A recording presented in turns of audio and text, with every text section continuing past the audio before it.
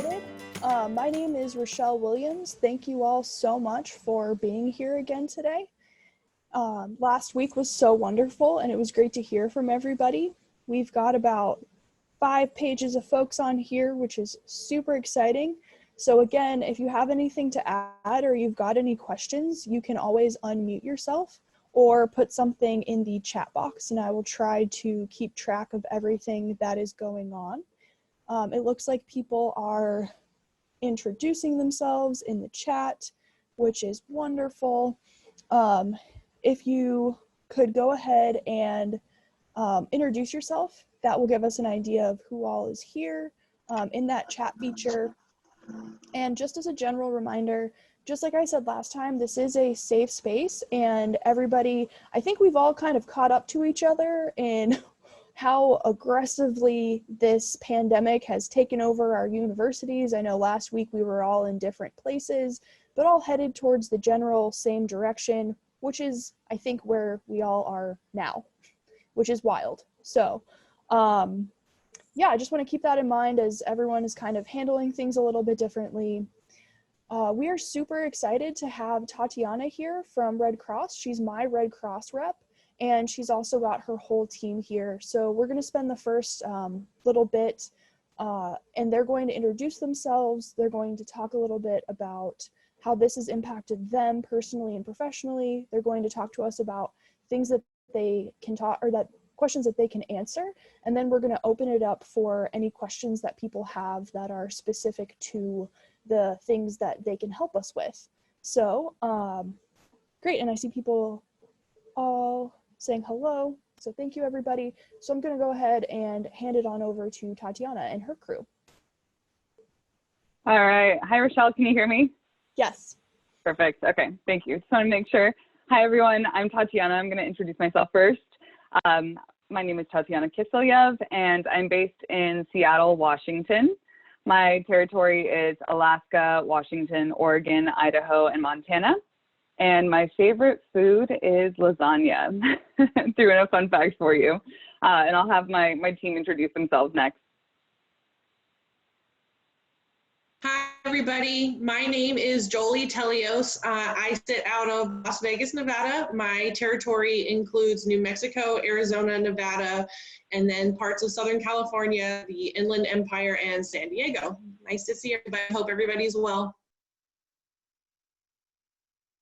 All right. Hey, everybody. My name is Tara Garside. I am the rep for Northern California, so everything from the Oregon border through Ventura County.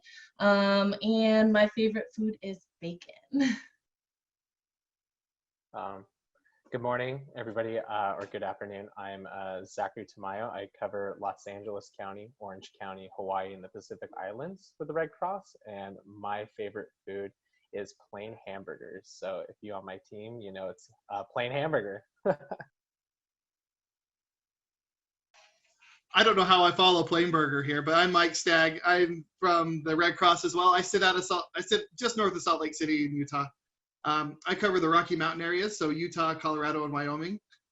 And it's my favorite food is anything. I like food. Chinese food is great.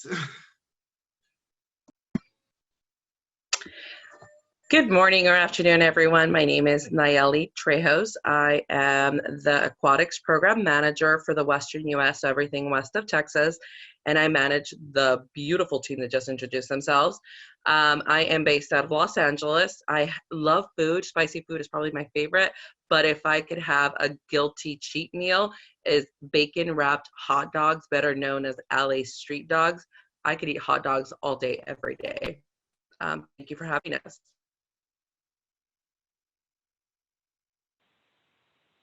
Great, thank you. Well, I hope you're all doing well given the circumstances. Thank you, Richelle, for inviting us to provide an update and answer any questions the group may have.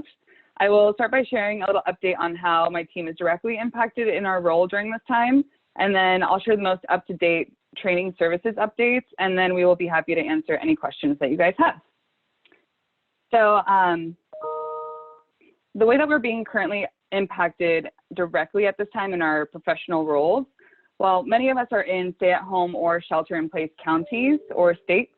and we are following the state orders and working remotely from home. In accordance with the CDC guidelines, our guidance has been to stop any non-essential travel. So essential travel is identified by the Red Cross as emergency response to disasters. So this is a pretty big shift for us as we are frequently on the road. And although we will be unavailable to meet in person over the next couple months, we and the other reps across the country are happy to set up any virtual meetings, conference calls, etc. that would be of benefit to your teams. So for training services updates, I'll touch on 3 main points. That's going to be training options during this time, the 90-day lifeguard and Sea Pro extensions, and the provisional certifications. So the available training options during this time, if your county or your state is not a shelter in place, some courses are able to be taught with social distancing. A list of these courses and the recommended adaptations are available in the news sections of the Red Cross Learning Center. I will also send this to Richelle along with some other documents that I mentioned throughout that she can share on your platform. So another option for training during this time is for blended learning courses that are available via direct links. You can share these direct links with staff or with the public so that they can complete the online content. And then once operations resume, you can schedule the in-person sessions. And this helps speed up the process for completing the training once facilities reopen. Additionally, we have some online-only courses available on the Red Cross site, such as lifeguarding management. And we have a 50% off coupon available for these courses if it's something that you would like to incorporate at this time. To get those special discount codes, just reach out to your local rep and they'll be able to provide it for you. All this information and all these updates you can also always find on the Red Cross Learning Center webpage under the News tab. You do, however, need a login to view this section of the Learning Center. So if you are not an instructor, but you are an administrator for your organization and you'd like to have access, please contact your local rep and they can get you access to the site. Okay, up next, 90-day extensions. So this is an online course that enables a certificate holder to extend any current American Red Cross lifeguarding and/or Sea Pro certification by 90 days from the original expiration date. That's very key there. It's the original expiration date, not the date that they take the update or the course record is submitted. So there's 2 ways to go about this. Organizations can submit this online course via course record on behalf of their staff on the Red Cross Learning Center, or individuals can also self-enroll via the redcross.org. So very, very important, action is required for this extension. It's not automatic. Action is required. The instructor and instructor trainer certifications, they're not impacted because previously when we had the whole transition to the new learning center, all those certifications had already been extended to September 30th. So that has not changed at this time. Okay, those are the main points for the 90-day extensions. Like I mentioned, I will include that in the documents that I send to Richelle. If you have any specific questions, please feel free to reach out via email. Okay. The final big update is our provisional certifications that are available for first aid, CPR, and the AED program. So this allows individuals that are required to maintain their first aid, CPR, AED certifications to maintain a provisional certification if they are expiring during this time, or if they would like to obtain a new certification for the first time. So the main benefits to the organization is it enables you to keep training. The first aid, CPR, AED provisional certification program, it consists of 2 separate courses. There's a blended learning course for the cognitive and an instructor-led skill session for skill verification. The courses will be available to APs and LTPs via the Red Cross Learning Center. And this is separate than our current blended learning course options because the blended learning course options do not issue a certificate. However, this provisional certification specifically issues a cert once the blended learning online content is complete. So then essentially, yeah, once an individual completes the cognitive component, they will receive an immediate provisional cert. And then when they complete the in-person skill session, they will receive the standard 2-year Red Cross cert. And at this time, just in case it's important for your organization, OSHA is currently reviewing this provisional certification to identify if they will recognize it as officially valid, because their standards currently require successful completion of the in-person skill session. However, they are reviewing this to see if it's something they can make an exception for during this special time. So then the final part of the provisional certifications is that within 90 days of the online content being complete, the instructor should execute and close the skills session. And the students would be required at that time to present their provisional cert at the beginning, along with their expired certification. So both would have to be present for the skills session to conclude. So that's kind of a lot of content, but those are our biggest updates at this time. And we'd be happy to answer any questions. The main questions that we are able to answer as a team are on behalf of training services. We're not completely up to date and in the loop on like what we're doing on a local level across the whole nation from our disaster services team or our biomed team. However, we'd be happy to answer any training services questions, and our whole team will be able to do that for you guys. So yeah, how can we help? Hi, Kara from University of Houston here. I'm asking on behalf of my operations side, not my aquatics side. For these provisional CPR AED first aid with the 90 days to have a skill session, are you guys dictating when we are allowed to conduct skill sessions, or is that based on whatever our local authorities are saying for the shelter in place? Yes, it's based on your local shelter in place, your local provisions. At this time, there's some counties and states that are actually still training. So it just totally depends what you're going through at this time. Okay, so basically for Texas, since we're till April 30th, I could technically do an in-person skill session on May 1st for Red Cross. Correct, yes. Mm-hmm. Awesome, thank you.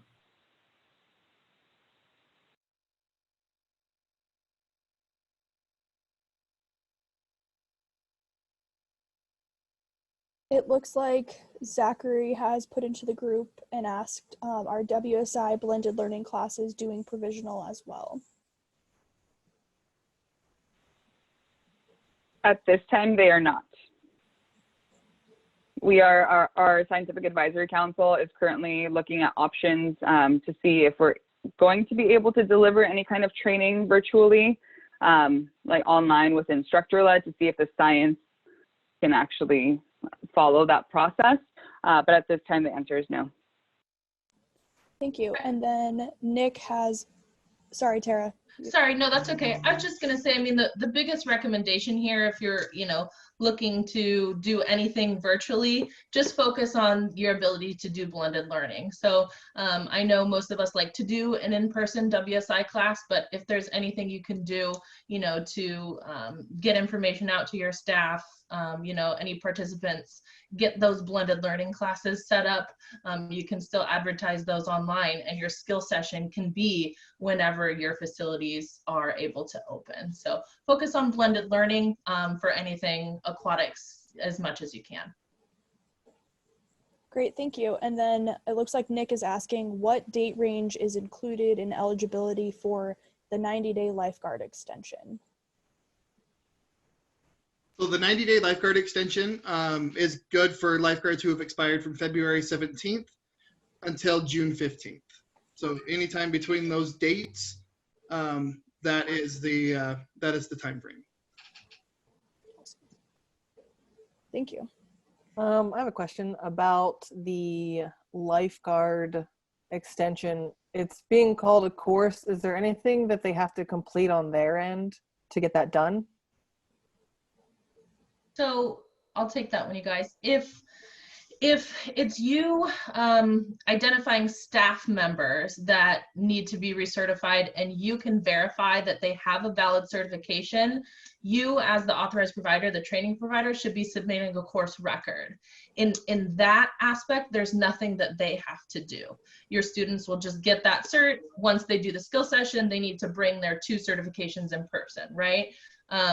if it's an individual, let's say you had like a community course set up and it's a lifeguard that you've never certified, you don't know that they have a valid certification, you can actually just take a special link, send that to them, and that's where they would be required to do quote unquote coursework. It's really just logging in, creating, you know, their profile to say, click a button and say, I'm verifying that I have a valid certification, and it'll give them that cert. So no, if you as the provider are submitting it, and yes, if it's an individual student, but it's not coursework, it's literally just answering a question, yes, I have a valid certification.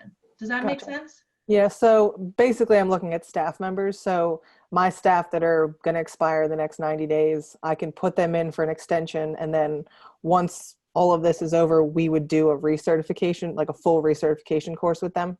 Yep, exactly. Okay, awesome. Thanks. I've just finished submitting the 90-day extension for my staff, and I plan on holding a recertification class with all of them once we're back to normal, whenever that will be. But as of right now, we don't have an open date in mind at the moment for University of Wyoming, so it's just going to play it by ear on that part. And then also, Marcos, I think to address your question about the 90-day extension, so he's asking, since the 90-day extension has just been announced, what is the policy if they expired a few days ago after the shelter in place started? And I think the date range of February 17th through June covers that, if I'm not mistaken. Is that right? Yeah, that's correct. Go ahead, Mike.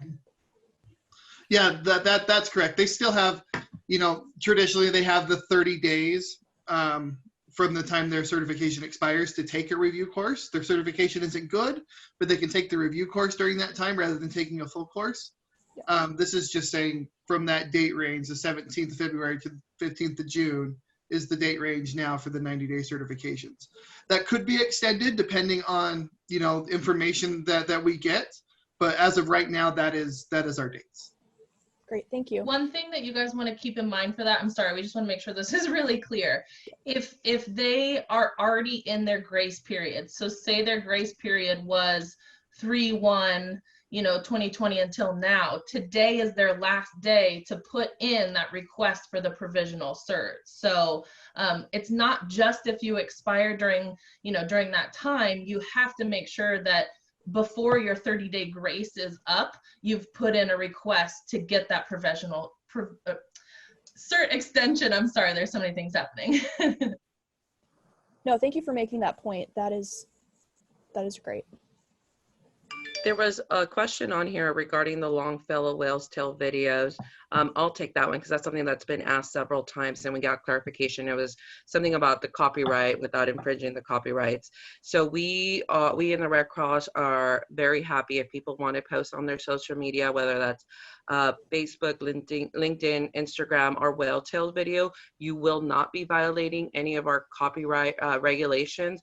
We actually encourage just the whale's tails. Let me be very clear, whale's tails programming. We will love if you guys tag us on any of your posts at American Red Cross Training Services, and you're allowed to use any of the hashtags, and I can send these out to Tatyana and she can distribute them at hashtag Centennial Swim, hashtag Red Cross Water Safety, hashtag Saving Lives Start Here, and hashtag Not One More Drowning. So again, whale's tails you can use, you can post on your social media, and we're very happy if you tag us. Great, thank you so much. And there's another question about WSIT and LGIT academies, if you all know anything about that. Cody is asking, are they temporarily on hold, or are those still being conducted in locations where shelter-in-place orders have not been issued? I don't know if you all know. I can go ahead and take that one. So WSIT and LGIT academies are not on hold. They're only on hold if it's in a state where shelter at home has been ordered and or a facility has been say, hey, we can't have 10 or less people in a facility, we can't follow the social distancing guidelines, and or people have to withdraw from registration because their facilities are saying that unfortunately they can't travel because it's non-essential travel right now. So there's emails being sent out if anything gets canceled. Great. Thank you so much. Are there any other questions from the group while we've got everybody on Yeah, here? I have a question from A&M Commerce. So I'm new to the aquatics world, and I have one LGI, and he just got his certification, and you guys are pushing the blended learning, which I completely understand as a lay responder instructor. But when we open back up, he's going to have to teach a couple of back-to-back classes. Do you recommend him doing the blended learning? Or should he do the first course as a full course? Because as being a new instructor, his first class, he seems a little hesitant to do a blended learning based on his academy that he went to, because they went through like a full course. And these are staff members that have never been certified, because as part of our hiring, we're hiring you first and then certifying you contingent that you pass the course. So I just kind of wanted to see what everyone's thoughts were on if it should do blended or stick to the full classroom. Sure. So, I mean, I think we can let some of the group, non-Red Cross employees here discuss this a little bit. It's really going to be up to, the comfort of your instructor, their knowledge and their comfort with teaching that class. I don't think there's anything wrong with doing blended learning. For a first class, he's going to be, learning from the jump, what outline to follow, and it's a very specific outline. It's not tricky. It's really going to save you guys some in-person time when you do open back up. So if he can make it work, and I keep saying he because I think that's what you said, sorry. If your staff member is comfortable with that, there's nothing wrong with it. But I know everyone has their own opinions on blended learning specifically, but again, I think in this time, it's just really important to make sure that we are, saving time and getting staff, up to date and ready to go. So I'll let some others chime in, but I don't think there's anything wrong with starting a first class with blended learning. Hey, Sarah, it's Kara. So after I got my IT, or even my LGI, I exclusively only taught blended learning until I came to Houston. So 5 years of just blended learning. And I'll tell you that it is a lot less overwhelming to teach your first class in a blended learning format than in a full format, because there's a lot more moving parts in a full format than there are going to be in blended learning. And there is an instructional video on the Instructor's Corner on, what to expect from blended learning and everything like that. So time-wise and ease of teaching-wise, I would say blended learning all the way, personally. But that's my opinion. I'll let others speak now. And your instructor can also log in and create an account and do the blended learning himself, so he understands what the students are going through. I mean, there is a significant amount of time, but he can at least log in and see what that looks like. If you're using, direct links, the old version of blended learning. So that would give them a little bit more comfort as well. This is Kristen Watts from Notre Dame. Blended learning is the way to go. But if this is a first-time instructor, when you do the skills test out, it may be helpful for them to have another seasoned instructor with them so that they have another set of eyes on the students doing the skills and they know what to catch.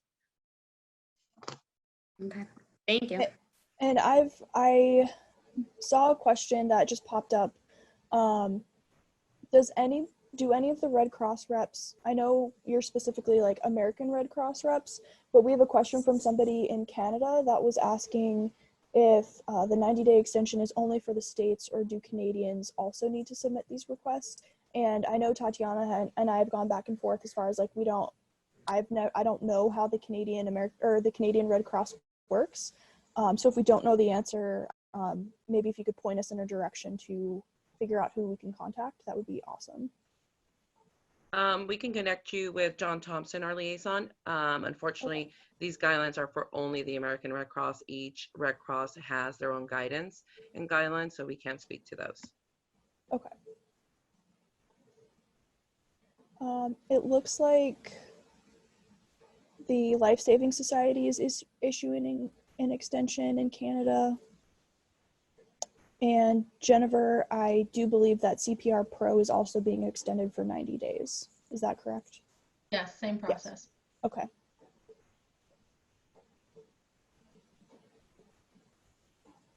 Great. Are there any other questions that we have for our American Red Cross team?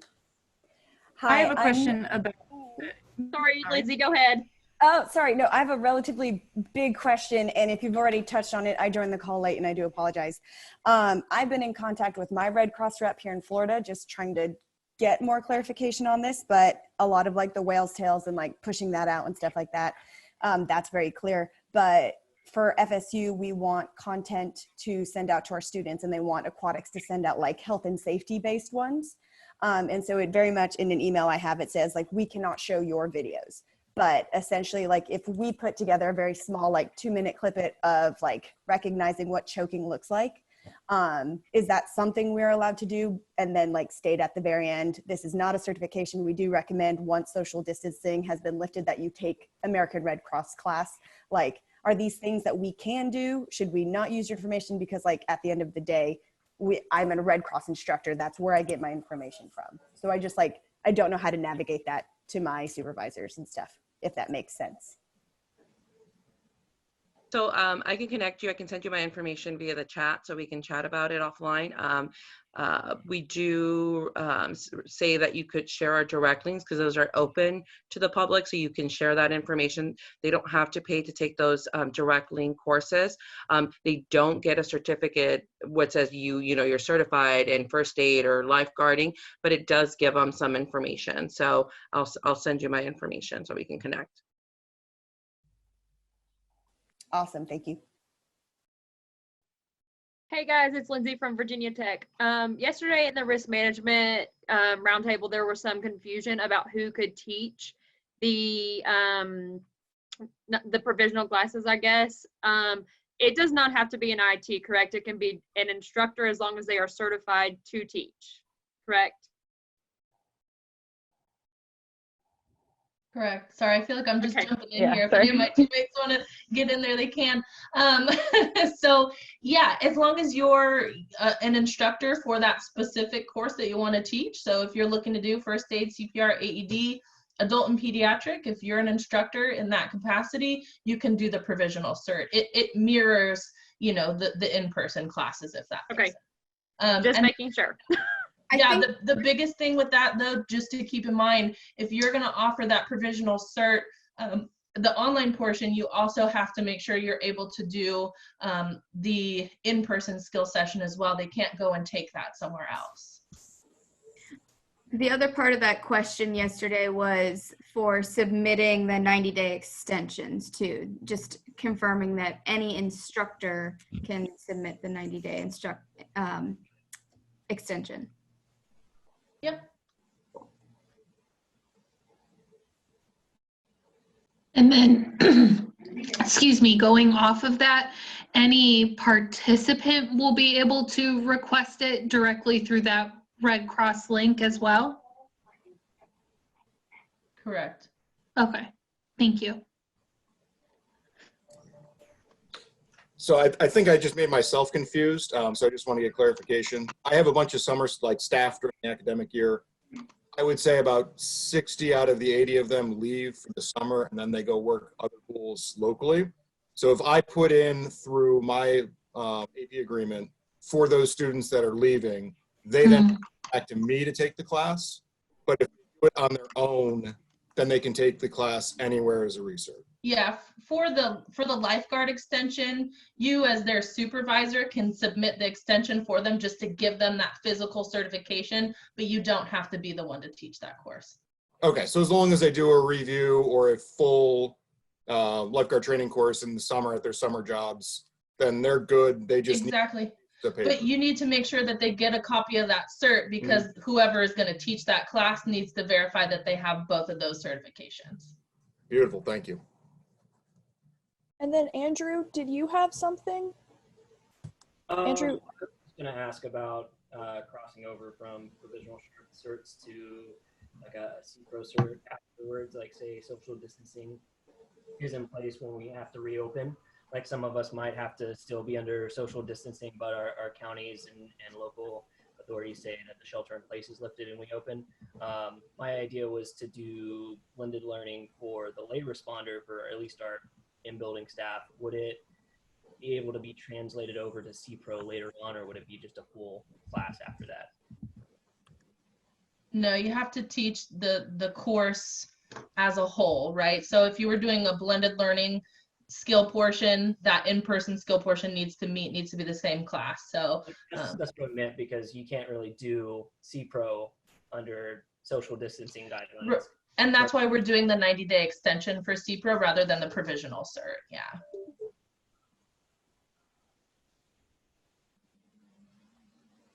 And then it looks like somebody was asking if American Red Cross recognizes Canadian Red Cross lifeguarding certifications.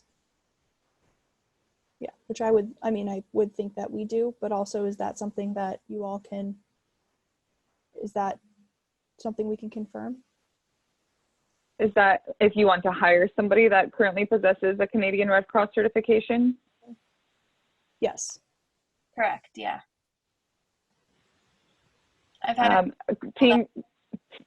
Sorry. Oh, sorry. I've had a couple people more recently, like in the past couple months, say they have a current Canadian Red Cross lifeguard certification and asking if they could do that. And since somebody brought it up earlier, I figured I'd ask. And then in addition to that, if they have a current Red Cross or Canadian Red Cross, would they be able to take an American Red Cross review class, lifeguard review class as well?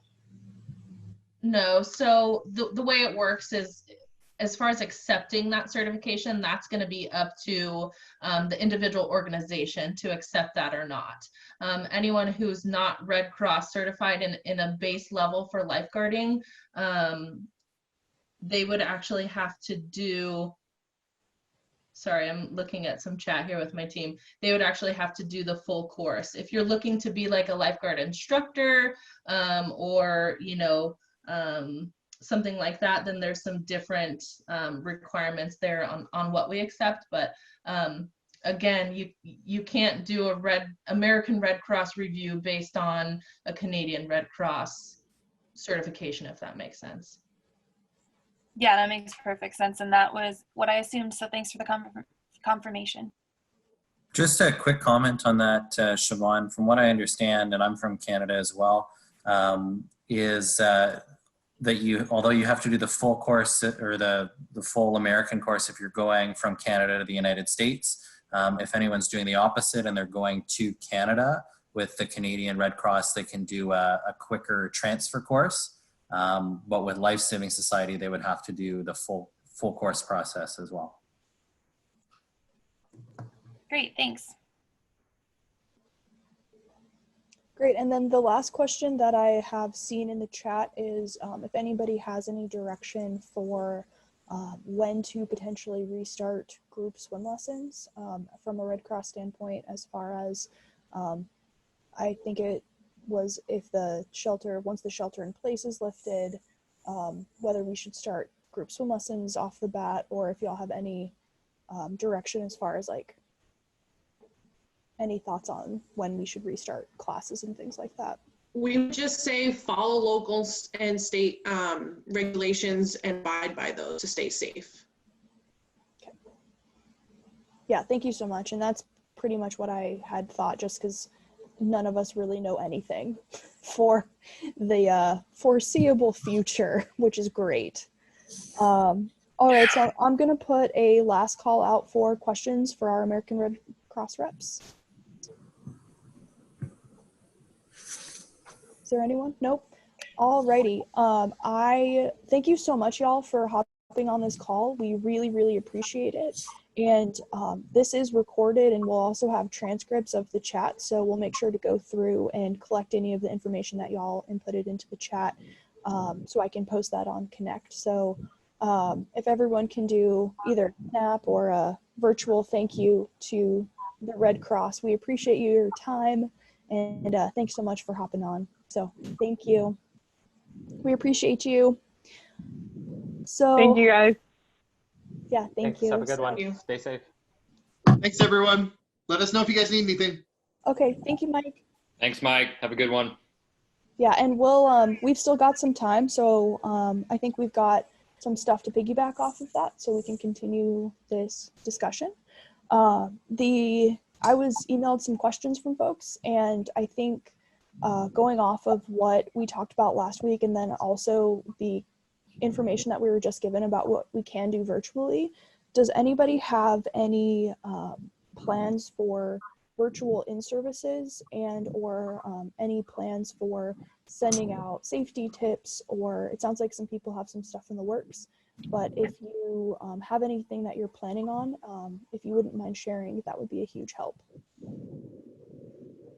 Yeah, this is Siobhan from UCLA again. So my student coords over this past year have helped do some like video trainings on different things at our facilities and stuff, and we've been trying to kind of amend our monthly in-services with some kind of review quizzes and videos that they do prior to in-service. So we've basically just expanded that to do kind of a virtual online in-service for our April in-service coming up.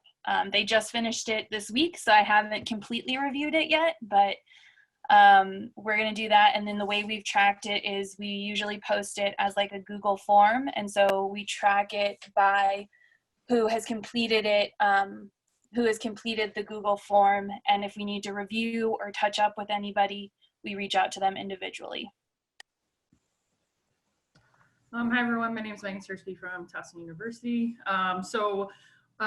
In-services there have been a lot of questions for us. I am curious to know if anyone is making them mandatory or if they're just doing it voluntary if you are doing virtual in-services. My tentative plan for this weekend, this will be the first one since we've had kind of all of the shelter in place, stay at home band-aids put on Maryland.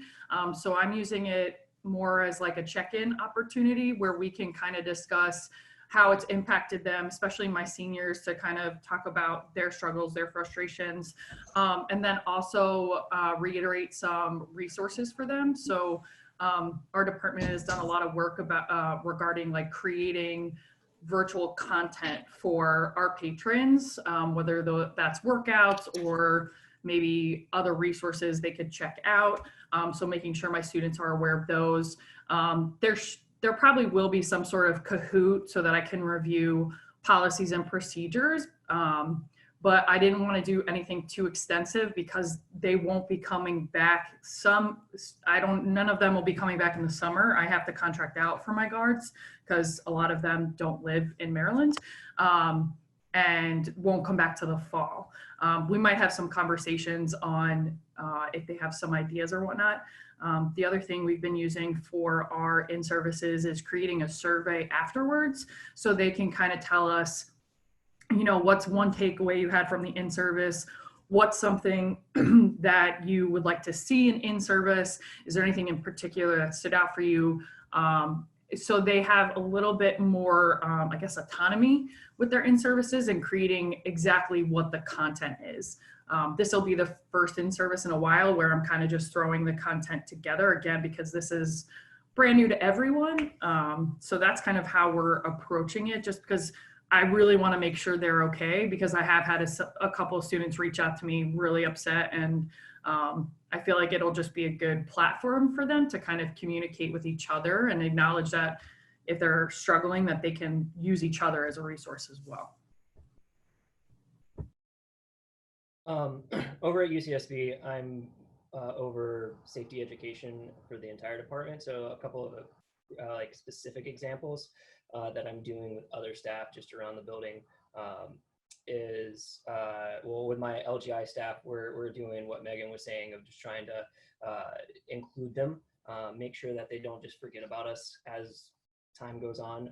Trying to do that check-in weekly. I'm starting with a trivia night this week.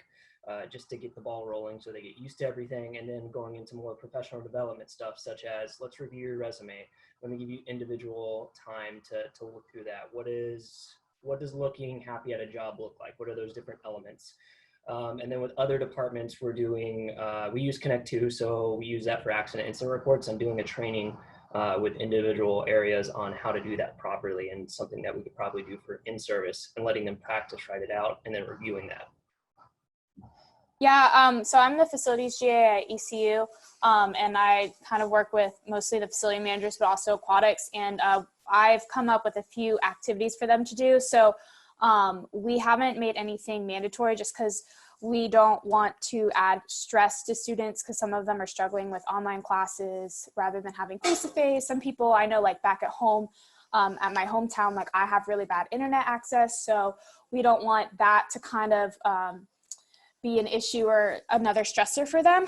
What I've done is I actually created like a bingo card, and so it's 25 squares, and each of them has a scenario, and so then they have to write down how they would respond to the scenario that they would do. And then we also use Connect 2. So I actually created a Word template of our Connect 2 forms of them practicing out filing a Connect 2 report if an accident were to occur. So they kind of have a little bit of freedom of picking the 5 scenarios that they want to do, but also, I'm creating that. So, and then I also created like 5 different ones. So, they have 1 bingo card if they want to do, they have 5. So depending on how many hours they want to do, and it's all on Canvas, so they can upload it on there.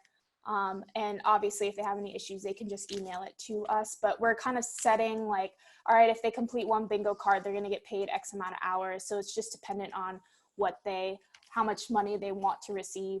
And the only due dates we're having is kind of having everything turn in like a few days before payroll is due, so that they don't feel like it's an extra like assignment with homework or another class where they have a due date and it's stressful for them.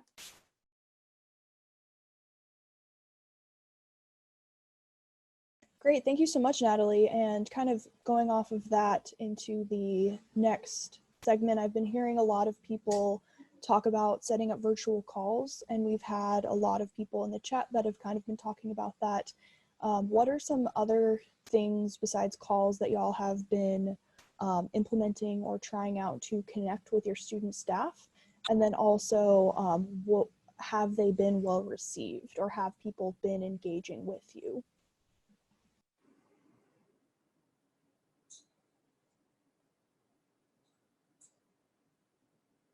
Hi, Savannah Red, Indiana.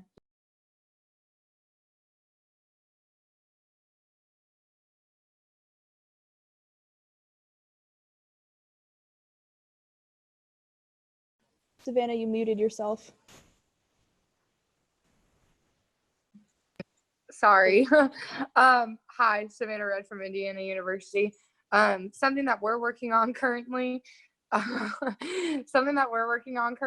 but is being implemented this week, is we're looking to finish out our Battle of the Guards. Something that our students really like is a workout log that we do. It doesn't necessarily have to be swimming. They really like the workout log, but we've kind of changed it so it's online in an Excel sheet. And if they do a workout at home, they can leave a link to whatever workout they did on YouTube or whatever, for each other to look at and kind of connect with each other on what they're doing. Another thing that we did, we're attend a pro staff Zoom session. So we're each taking turns talking about a specific topic. So Mark, my supervisor, talked about doing an adulting session. So talking about what their next step will be after college during his Zoom session. We just brought on a new pro staff member. So his might be like an introductory of who he is, what he does. And similar to the workout log, we're also doing mental health breaks. So I put one in there today about a 5-minute meditation that they could do. Just a little YouTube video, and they can click on it, and they can also see, again, what their coworkers are doing. I've also asked them to help plan future in-services and conditioning for in-services for next year as well. So that's being implemented this week. So I still don't know how it's going to be received, but just some additional ideas we've had on keeping them involved and keeping them in the process. Great, thanks, Savannah. And to review the chat, there have been a lot of folks saying that they've been utilizing GroupMe and Zoom, and also I see a lot of Meet My Pets, so that's awesome. I think I don't know how anyone else's staff is, but all of my staff have plants, and then they have Instagram for their plants. So I think a pet/plant, like meet my babies, that might be a good thing to implement. Sorry, I feel like I'm talking a lot, but we use GroupMe, and something that I've actually been doing is I'm sending video updates of me talking to them rather than sending a whole nother email, because they're getting so many emails from the rest of professional staff, from the university, from their program, from department chairs. I get really tired of reading them, so I'm sure that they are too. And they actually were really responsive. They're like, we got the information faster, we could replay it. It was actually faster for me, a little awkward and uncomfortable, but faster for me to record myself and update, and then to watch it too. And then also I've actually offered, one-on-one conference calls to check in with everyone to make sure that they're adjusting super well, any of their concerns. And I asked them, I was like, all right, if I do online training, what do you guys want to see from me? And one of my student employees gave me a great idea.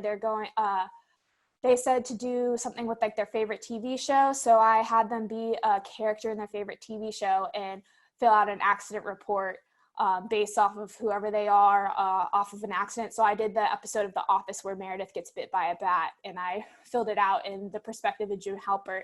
But something kind of fun, but still pertains to work, just so it doesn't feel like work.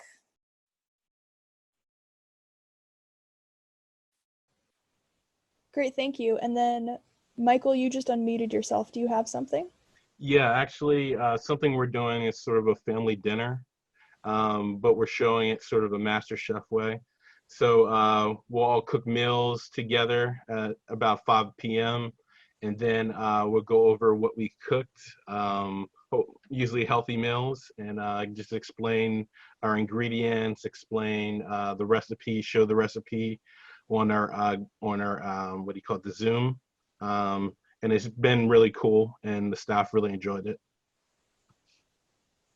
That's a great idea. Thank you so much. Mm-hmm.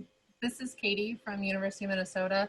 I actually oversee the event staff, and so we don't have a lot going on at all. There's not a whole lot of training I can do off-site. So I've just been doing weekly challenges to get them to do something different. Like last week, the weekly challenge was they had to watch a movie from before they were born.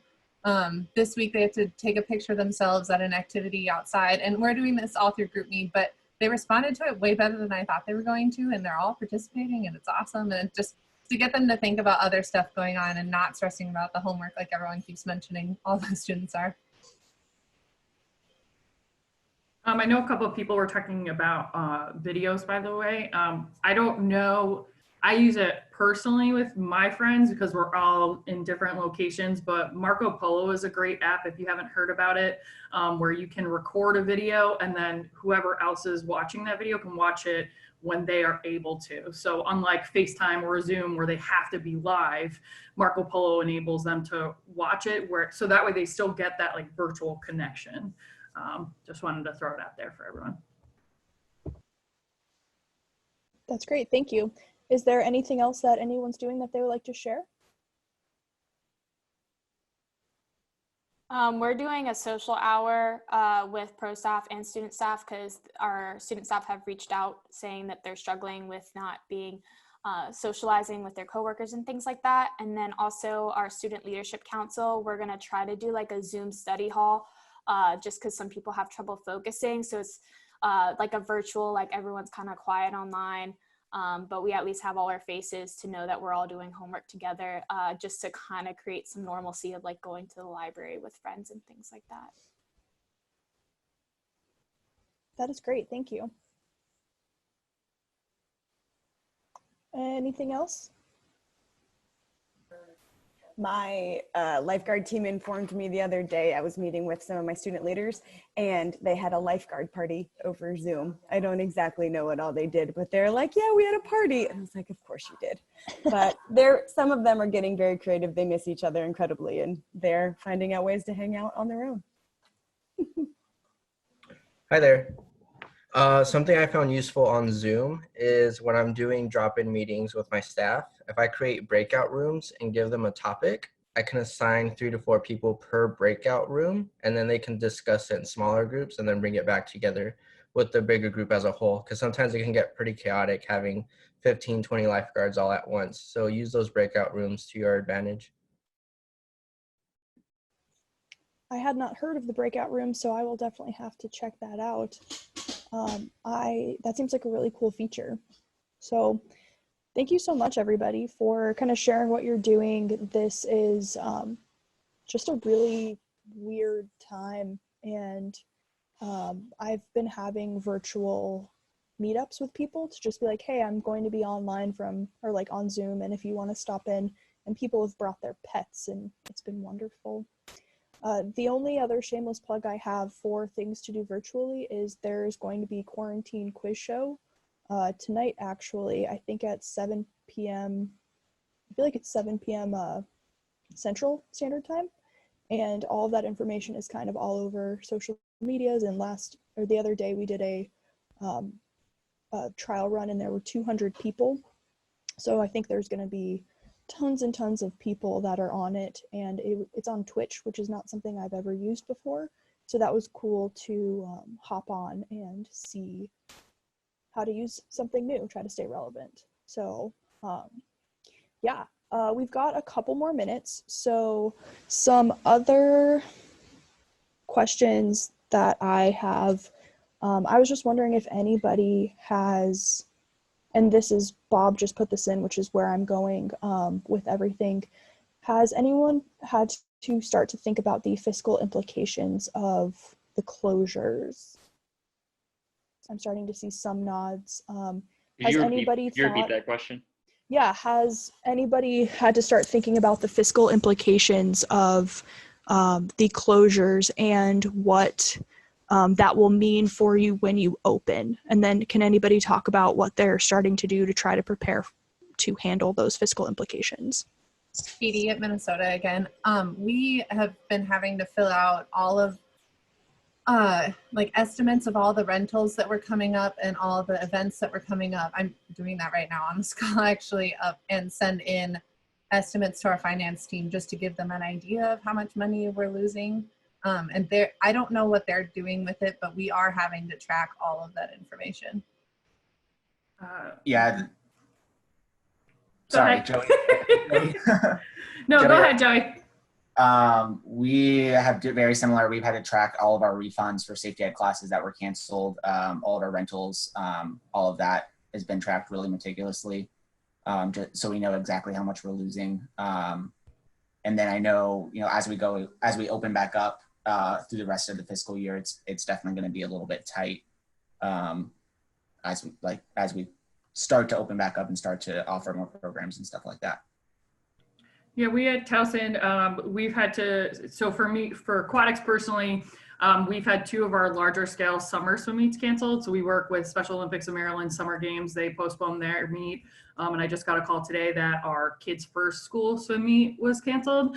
So unfortunately we lost some revenue there. And not being able to have safety classes has really put a dent in my revenue expectation. For what I'm doing to try to make up for that is I'm trying to figure out if I can work, if any of my safety instructors are going to be in the area, and work to offer blended learning CPR classes to Towson as a whole, to like the departments, faculty, and staff, since EHS, who originally did certifications for them, no longer do that. So that's one thing we're working on. The other thing that's a little difficult right now is Towson has actually just got designated as a location. I'm not sure if it's testing site or I think it's a backup hospital. So right now we had tarped all of our gyms yesterday with essential personnel. And so it really depends on what happens with COVID, with when we are going to even open our facility. So while we were hoping for April 30th, if we still have individuals from hospitals pouring into our facility, that may mean that we have to wait even longer. And if we have to wait longer, then that's going to impact our physical budget.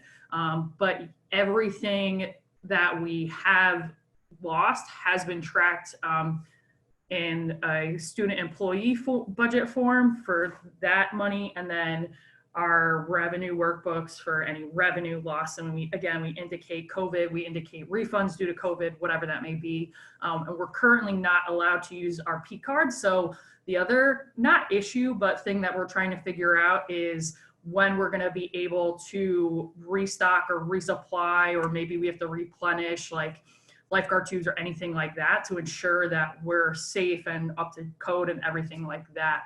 And a pool permit is my next question for my supervisor, because I don't know what exactly is open still or not. So we have to figure that out next too.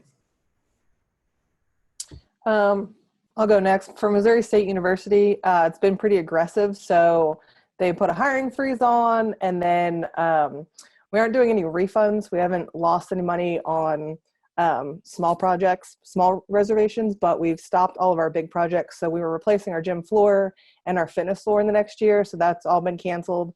Additionally, they're starting to move employees, full-time employees to 2/3 salary. So we won't be working at all, but we'll be getting paid 2/3 salary and then full benefits. So for now, they're doing volunteers, and then at some point it'll start moving to being voluntold to do that. So that's coming down the line, but none of our students are being paid either. So we don't have the option to do in-services or meetings or anything like that. So it's a big old hot mess over here for sure. I will say, Lindsay from Virginia Tech, we're getting to deep clean our pool deck, which has never happened in the 20 years we've been open. So yes, this is a terrible time, and I know all of us are stressing over what's happening, but I'm thankful that we are finally getting to clean the calcium off the floor. So small wins, and just trying to look for the positives out of this entire situation that we've been dealt with. So.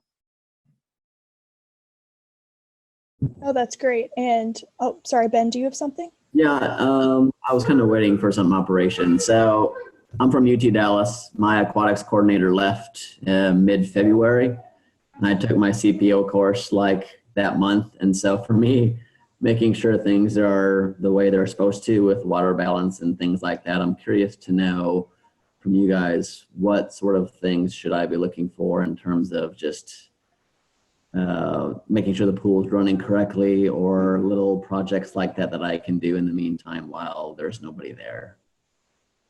Thank you. Ben, curious, so right now for us at Towson, we're considered non-essential personnel, so we can't technically go in. We were able to go in last week just to grab stuff from the office because it wasn't expected.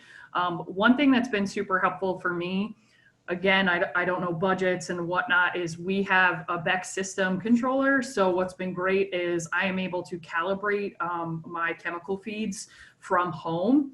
So trying to do my best to maintain chemicals. And if you're not going to have individuals in your pool, you might want to consider maybe lowering or changing your set points so that you're not using up as much as your chlorine or your CO2, but obviously not turning it off completely, because then that's going to throw off your whole pool. That's kind of all I've been able to do remotely. And I actually was just going to ask the question, like, we have a couple of repairs, like we were supposed to get our UV repaired.